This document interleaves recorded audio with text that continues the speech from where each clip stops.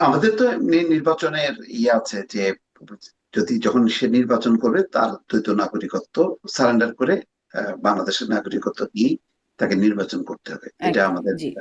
আইনে আছে। কিন্তু অনেকে এটা মানে লুকাচ্ছে, চাপাচ্ছে, সেটা করে করছে। তো ইস্যুটা ভালো, সেটা আহ, তারা এই ইস্যুটা বলছে, কিন্তু কথায় কথায় নির্বাচন কমিশন আজকে যেটা বলছে যে কমিশনের নির্বাচন স্থগিত রেখে দরকার হয় নির্বাচন কমিশন পাল্টাইতে হবে। শাপলা কলি যখন মিকি পাওয়ার আগে তখন এই আওয়াজটা তারা জোরে সোরে বললো। শাপলা কলি পাওয়ার পরে কিন্তু একবারও বললো না নির্বাচন কমিশন পাল্টাইতে হবে। আজকে আবার বলতেছে, কেন বলতেছে, যখনই নাকি তাদের বিপক্ষের কোন মানে প্রার্থী এই সমস্যাটা হচ্ছে তখন কিন্তু সোচ্চার হচ্ছে, কিন্তু নিজেদের বেলায় কিন্তু আর বলতেছে না। নিজেদের কোনো বিষয়ে তারা এই আহ, সোচ্চার হচ্ছে না। তো এখানে হলো একটা সুবিধাবাদী জায়গা থেকে তারা সবকিছু কথা বলতেছে। আজকে দেখেন এই যে যে জোটে গেল, এই জামাত সম্পর্কে কি তারা বললো?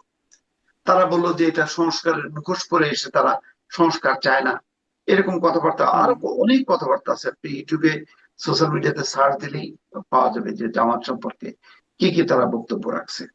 এমনকি আনুষ্ঠানিক ভাবে প্রতিবাদও করছে। যখন ওই যে ছেলে হয়ে বাপের সাথে লড়তে এসো না, হুম। মিয়া গোলাম পরোয়ারের পর, তখনও তারা একটা আনুষ্ঠানিক ভাবে প্রতিবাদ করছে জামাত সম্পর্কে।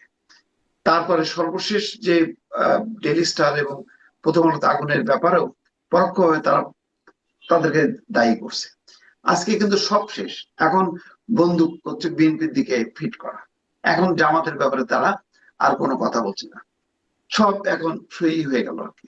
তো এইগুলি হলো খুবই, মানে কি বলবো, মানে একটা কমন কোনো নীতি নেই, জায়গা মতন সুবিধা অনুযায়ী তারা কথাগুলো বলছে।